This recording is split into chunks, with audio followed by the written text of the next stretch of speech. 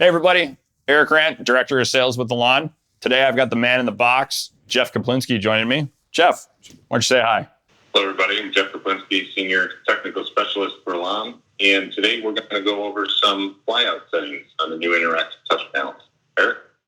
So one of the absolute coolest features that we have built into the ELAN interactive touch panels is the Flyout feature. And what the Flyouts actually do is they are, by swiping the corner of the screen, will give you almost immediate access to anything the ELAN system can actually do. So what I'm going to walk you guys through is, one, give you some possibilities that can be brought into the system itself, but two, really show you the step-by-step process of how to execute upon this. So first thing that I want you all to see is, one, we've got two music favorites programmed into it that are tied into the kitchen speakers. As a reminder, when you talk about the music favorites, they are zone specific to that interface. But now what we're going to do is we're going to go into the little gear icon on the screen and kind of walk you through and kind of inspire some of the possibilities that these flyouts can actually do. So first, you see that we can add media.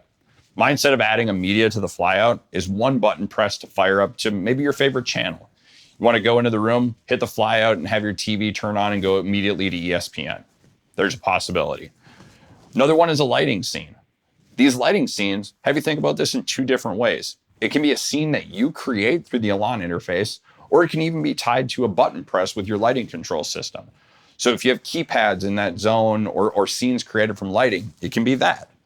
But another thing, and this is really where the horsepower of this comes in, is by doing an action, what we dub an action.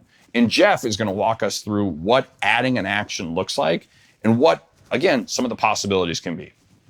Jeff, why don't you walk us through that? Yeah, thanks, Eric.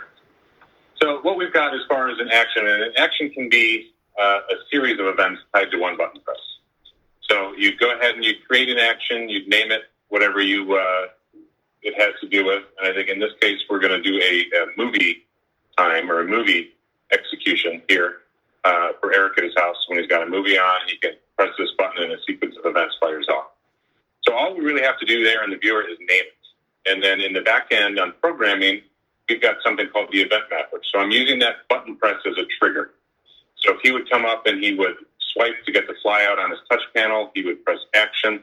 I could have it programmed where it would, the lights are on in the lower level, it turns the lights off. It drops the shades down. It sets the RGB lighting, the mood lighting around for the movie scene to happen correctly.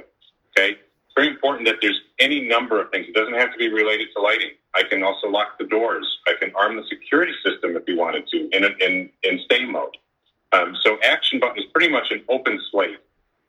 Basically, the end user is just naming it, and then any sequence of events of anything that's programmed into the ELAN system can fire off upon it's being pressed. Eric? All right, thanks for programming that up, Jeff.